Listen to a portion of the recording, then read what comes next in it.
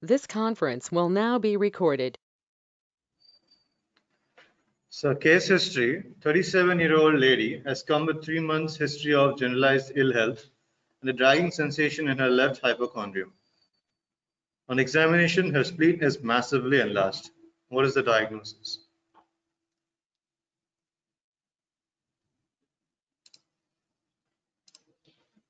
Answers, please. CML, that's good. What is the differential diagnosis of massive splenomegaly?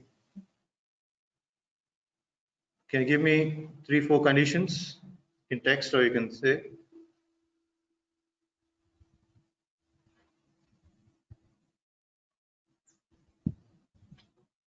Three months history of generalized ill health and a dragging sensation in the left hypochondrium.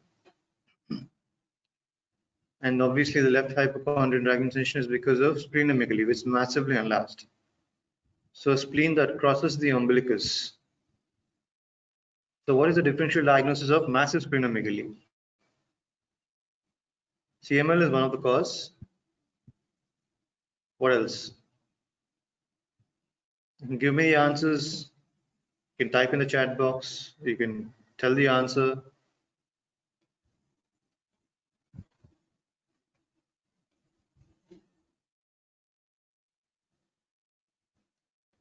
Hemolytic anemia.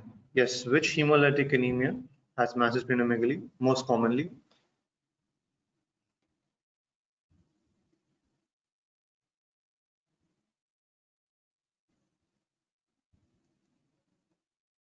There are two more, which sickle cell. No. Sickle cell has autosplenectomy. So sickle cell is not the answer. Sickle cell is the actual hemolytic anemia that does not have splenomegaly after a certain period of time. Yes, correct. Autoimmune hemolytic anemia will have splenomegaly. G6PD will have splenomegaly, and PNH will have splenomegaly. So these are the three more common disorders with massive splenomegaly. But there are myeloproliferative disorders that can present with splenomegaly. One of that is CML, chronic myeloid leukemia. The other one is myelofibrosis. And you have glycogen storage disorders that can also present with massive splenomegaly. And one more infectious disease that can present with splenomegaly. What is that?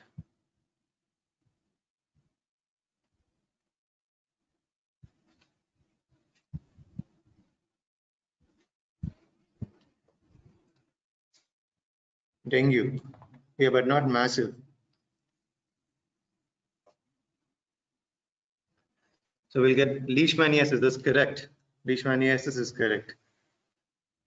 You're right, Nikhila. Leishmaniasis is correct. So the 5 most common causes of massive splenomegaly, the differential diagnosis is CML, obviously, the one that we have right here, the case history of CML. Then you have autoimmune hemolytic anemia. You have myelofibrosis, which is a myeloproliferative disorder. Then you have leishmaniasis, and you have glycogen storage disorders. So these 5 are the differential diagnoses of massive splenomegaly, the most common ones. Right. So today's class will be about chronic myeloid leukemia. What do we have the learning objectives for today's class? One, you have to know about myeloproliferative disorders. Then you have to know about the molecular genetics of CML, clinical manifestation and diagnosis, overview of the treatment of CML, initial treatment of CML in the chronic phase, and then treatment of CML in the chronic phase after failure of initial therapy, and prognosis. So chronic myeloid leukemia has characteristic genetic changes which will lead to uncontrolled proliferation of the cells, which leads to clinical manifestation. Diagnosis obviously by peripheral smear and bone marrow aspiration study, and then you will have some genetic studies to confirm the diagnosis. And then what are the drugs that give for treatment of CML, and what are the treatment choices for CML. And after the initial treatment in chronic phase, it's obviously chronic myeloid leukemia, so there's going to be a chronic phase. And then if there is failure of initial treatment, what do you give after the failure of initial therapy? The last one is prognosis. How does this disease progress? So coming to myeloproliferative disorders, Chronic myeloid leukemia, polycythemia vera. Polycythemia vera is when there is increased hemoglobin or PCV. Here it's polycythemia vera, this is PCV, but hematocrit is increased, is greater than 60, and the hemoglobin is greater than 18 or 17.5 in females. So that is polycythemia vera. And there's a JAK2 mutation in this. Essential thrombocythemia or thrombocytosis is one more myeloproliferative disorder. They'll have increased platelets, giant platelets will be seen. Primary myelofibrosis. Myelofibrosis is an uncontrolled proliferation in the bone marrow. So it's a myeloproliferative disorder. So these are the 4 myeloproliferative disorders, and we're going to study about chronic myeloid leukemia in this class. They are clonal disorders of hematopoiesis that arise in hematopoietic stem or early progenitor cell, characterized by the dysregulated production of particular lineage of mature myeloid cells with fairly normal maturation. So the maturation is normal, but there is proliferation of mature myeloid cells. So there's no problem with the maturation, but there is a problem with proliferation. So dysregulated production will be there. Exhibit a variable tendency to progress to acute leukemia. They share abnormalities of hemostasis and thrombosis because of the increased number of cells in blood. Overlap between the clinical features can be seen in different types of myeloproliferative disorders. Introduction to CML. CML is a clonal myeloproliferative neoplasm. So it's a type of neoplasm. Dysregulated production and uncontrolled proliferation of mature and maturing granulocyte with fairly normal differentiation. Fusion of two genes, BCR on chromosome 22 and ABL1 on chromosome 9, resulting in BCR-ABL1 fusion gene. The final result is an abnormal chromosome 22 called Philadelphia chromosome. Because this was initially first discovered in Philadelphia, it's called Philadelphia chromosome. So the ABL1 on chromosome 9 goes and attaches to the BCR on chromosome 22, and then it results in an abnormally short chromosome called Philadelphia chromosome. So the final product is a BCR-ABL fusion protein, a dysregulated tyrosine kinase. So tyrosine kinase is going to be in excess in these patients. Uncontrolled production of mature and maturing granulocytes, predominantly neutrophils, but also basophils and eosinophils. Triphasic or biphasic clinical course will be seen. That means there's a chronic phase, an accelerated phase, and a blast crisis. So it can be either chronic and accelerated phase or chronic and blast crisis, or it can be all three of them. Chronic phase, accelerated phase, and blast crisis. So before imatinib, that is a tyrosine kinase inhibitor, the phases of CML are chronic phase and advanced phases, accelerated phase and blast crisis. Chronic phase is a median duration of 5 to 6 years. Accelerated phase has a median duration of 6 to 9 months, and blast crisis has a median survival of 3 to 6 months. So blast crisis is obviously fatal in a lot of patients. The annual incidence is 1 to 2 cases per 1 lakh population. 15 to 20% of all adult leukemias are chronic myeloid leukemias. Incidence increases significantly with age. The median age is 55 years. Prevalence increasing due to current therapy, and most patients present in chronic phase, 85%. Majority of CML deaths due to progression to accelerated phase or blast crisis. So 50% of CML are asymptomatic at diagnosis.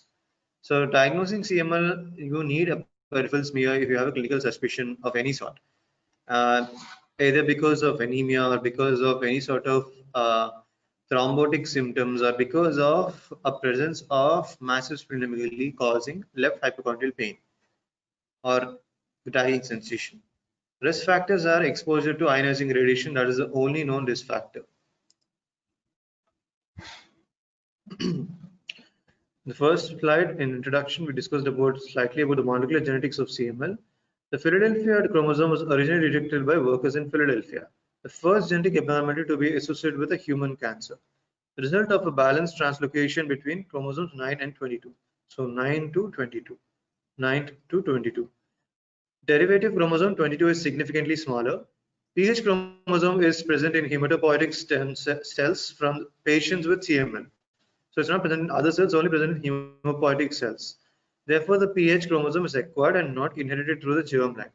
So germline cells do not have PH chromosome. It's an acquired mutation. The development of chronic phase CML appears to be a direct result of the BCR ABL1 activity. The development of chronic phase CML appears to be a direct result of the BCR ABL1 activity. So how does it occur? It promotes the development by the allowing uncontrolled proliferation of transformed cells, discordant maturation, escape from apoptosis, altered interaction with the cellular matrix.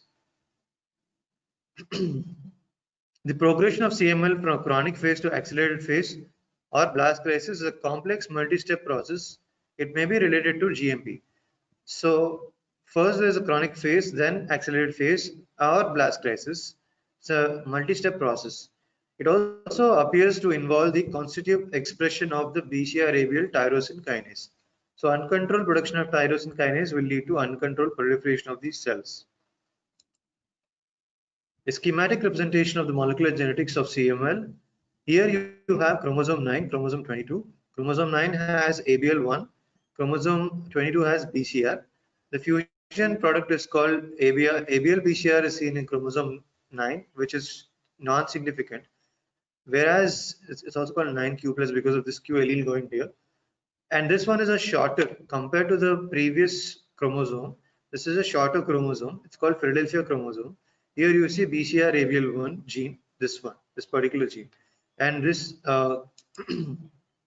is also karyotyping picture here. Here translocation from 9 to 22 and then Q34 to Q11. This is the original chromosome. 9 here is seen, it's slightly larger, whereas 22 is slightly shorter. So it's a Philadelphia chromosome, 22q minus. The clinical manifestation is excuse me, asymptomatic in 20 to 50% of patients, fatigue in 34%, weight loss in 20%, excessive sweating in 15%, abdominal fullness in 15%, bleeding episodes 21%.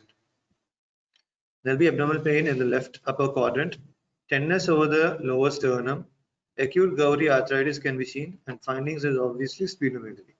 So CML usually 95% of the times will present with splenomegaly. The laboratory findings are anemia, WBC count of greater than 1 lakh. It's not 10,000, it's not 20,000. It has to be greater than 1 lakh. And platelet count greater than 6 lakhs. So normal platelet count is 1.5 to 4 lakhs. Here is greater than 6 lakhs. So peripheral blood pathology has leukocytosis. Differentiation shows virtually all cells of neutrophilic series. So there will be basophils, there will be eosinophils, there will be monocytes too. Blast cells are less than 2%. So if this greater than 2%, that means it goes to blast crisis. Myelocytes more than metamyelocytes, the classical finding in CML, because of the maturation that will be happening in CML. And basophilia will be seen in 90% of the cases, and thrombocytosis. If there is no thrombocytosis, that means you have to consider a differential diagnosis, some other diagnosis. You have a myeloid stem cell here. Your lymphoid stem cell gives rise to lymphocyte, obviously. Myeloid stem cell goes to myeloblast, pronormoblast, basophilic normoblast, polychromatic normoblast, orthochromatic normoblast, and polychromatic erythrocyte, and then erythrocyte. So this is erythroid cycle. This is a myeloid cycle here. A mature monocyte gives rise to monocyte, megakaryocyte gives to platelets. A myeloblast gives rise to promyelocyte, and then you will have a neutrophilic myelocyte, metamyelocyte, neutrophilic band, and then neutrophil. So in CML, you will have immature basophil, you'll have basophils, eosinophil, increased basophils and eosinophils. You'll have increased myelocytes, metamyelocytes, band cells, and then neutrophils. So all types of these cells will be seen in a peripheral smear of CML. Here again, you can see this is a band form. This is a metamyelocyte. You can see neutrophils here, and here, and there are even basophils and eosinophils here. So the peripheral smear contains all types of cells in excess. This is an excess. Again, the same thing here. A lot of cells seen in the peripheral smear of CML. Band forms, band forms here, myelocytes here, metamyelocytes, neutrophils and basophils. So then bone marrow pathology, what will be seen in the bone marrow? Granulocytic maturation pattern, same seen in the peripheral blood. So there'll be a granulocytic maturation pattern. Dwarf megakaryocytes will be seen, that means small size of megakaryocytes. Pseudogaussian cells and sea blue histiocytes are markers of increased cell over. They can be seen in the bone marrow. Iron-laden macrophages are reduced or absent. And pseudogaussian cells, this is pseudogaussian cells, you can see them in the background. They're kind of bluish pseudogaussian cells. They'll be seen in this, these are pseudogaussian, okay, more clear view. They'll be seen in the bone marrow. Sea blue histiocytes, these are sea blue histiocytes. Blue color, light blue color, over a background of granulocytic infiltration. So this is the bone marrow picture of CML. Here you can see excess number of cells, myeloid proliferation will be seen. And so diagnosis, how do you diagnose CML? So first, the typical findings in the blood and bone marrow requires the detection of Philadelphia chromosome or its product. So the BCR-ABL fusion mRNA and the BCR-ABL protein. So what are the methods to find out this diagnosis of CML? Conventional site, obviously this is after the peripheral smear and bone marrow. You have to confirm with cytogenetic analysis of karyotyping is the first method. Fluorescence and in situ hybridization analysis is called FISH technique, and that can be used to identify or see the chromosomes. RT-PCR is the best one. Southern blot techniques are rarely used, and Western blot have low sensitivity and labor intensive. So the three forms of finding out for Philadelphia chromosome or BCR-ABL fusion gene is karyotyping, FISH analysis, and RT-PCR.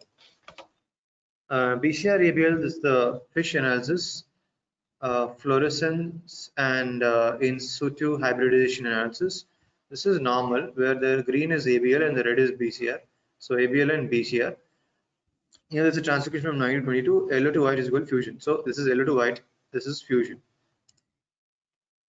RT-PCR for BCR-ABL. Qualitative RT-PCR allows for the diagnosis of CML. Quantitative is used to quantify the amount of disease. Allows for identification of cryptic BCR-ABL translocations. Does not require a bone marrow aspirate for optimal results. So RT-PCR is very specific and the best test for BCR-ABL. Most CML patients are diagnosed in the chronic phase. So this is the chronic phase and this is the blastic phase. You can see more number of blasts here. These are myeloblasts. So differential diagnosis of leukemoid reaction, which also has WBC count increased, juvenile myelomonocytic leukemia, chronic myelomonocytic leukemia, atypical CML, chronic eosinophilic leukemia, chronic neutrophilic leukemia, other myeloproliferative neoplasms, other PH chromosome positive malignancies. So these are the differential diagnosis of CML.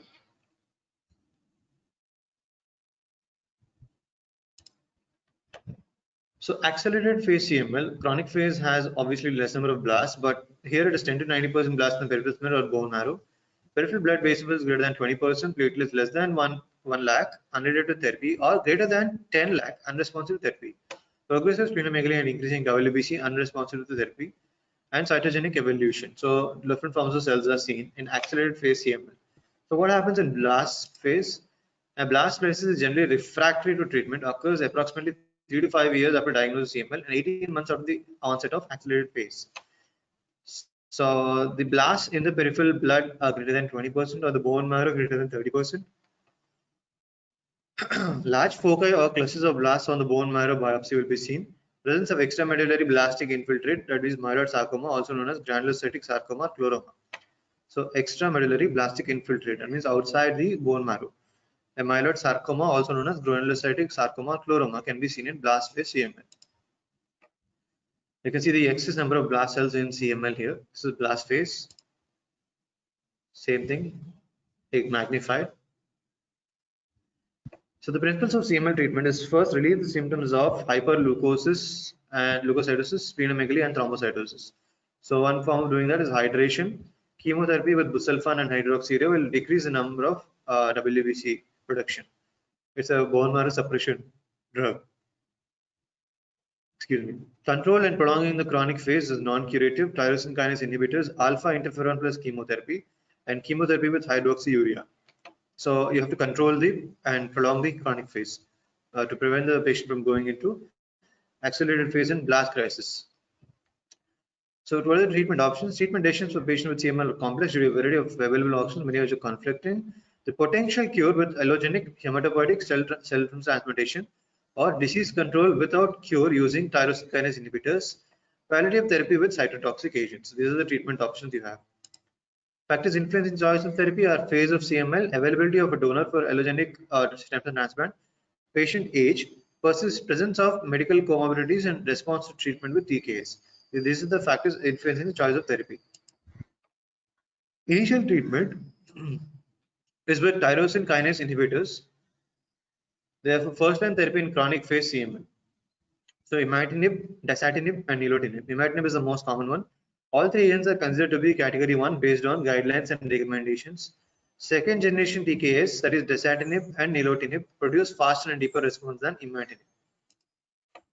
So what is the treatment of CML after failure of initial therapy? No randomized trials have directly compared the efficacy of second generation TKAs in patients with chronic phase CML who experienced failure of initial TKAs. So a trial of another TKA will be used. Dasatinib is preferred in patients with pancreatitis, elevated bilirubin, or hyperglycemia. Dasatinib crosses the blood-brain barrier, would be therefore be preferred in patients with CNS involvement. So in patients with CNS involvement, you can give dasatinib, which is a more commonly used drug with CNS involvement because of it penetrates the blood-brain barrier. Nilotinib might be chosen for patients with history of pleural or pericardial effusion or disease. They can both result in QT prolongation. The other options is bosutinib. The toxicity is a limiting factor. Ponatinib is also a limiting factor because of the increased toxicity of these two drugs. And then increase the dose of imatinib is one more option. Omadaxine mepisuxinate is a subcutaneous injection approved for patients resistant or intolerant to 2 or more TKIs. And hematopoietic stem cell transplant is the only cure, and clinical trials are there to identify more treatment options. So the only cure is hematopoietic stem cell transplant. Patients who are ineligible for HCT but either a contraindication to second generation TKI or failed to respond to treatment with available TKI can go for interferon alpha plus cytarabine, hydroxyurea, or busulfan. The response criteria is hematologic, cytogenetic, and molecular response. Resistance to treatment is primary resistance. Patient fails to achieve a desired response to initial treatment. Secondary resistance, a patient with an initial response to TKI ultimately relapses. So that's called resistance to treatment. What is the mechanism of action of TKIs? They block the initiation of BCR-ABL pathway. Many TKIs also affect other signaling pathways. Dasatinib and bosutinib inhibit both BCR-ABL and SRC kinases. Nilotinib inhibits BCR-ABL, c-KIT, and platelet-derived growth factor receptor. So these differences in targeted pathways may be responsible for their varied clinical effects in tumors. So this is the mechanism of action of TKIs. So let's just go again about treatment. So we have first the accelerated phase, and then you have the blastic phase.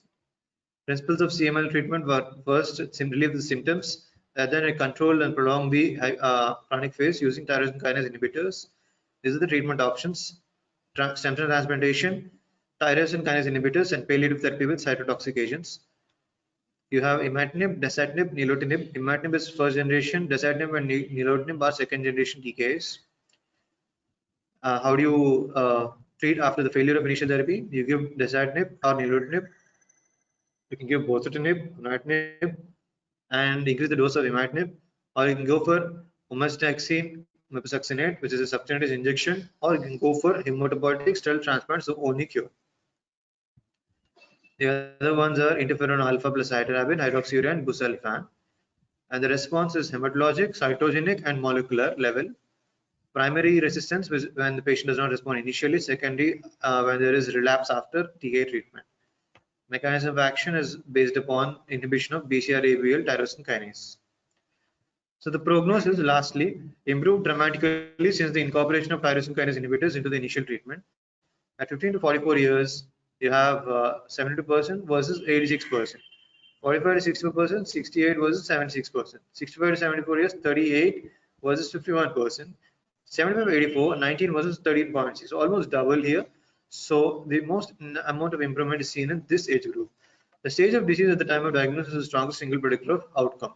So if you have to treat a patient and make sure the prognosis is good in patients who have been diagnosed early in chronic phase, not in accelerated phase and not in blast crisis. So that is about the prognosis. So that is in brief about CML, and that's the end of today's class. So if you have any doubts, you can ask me now.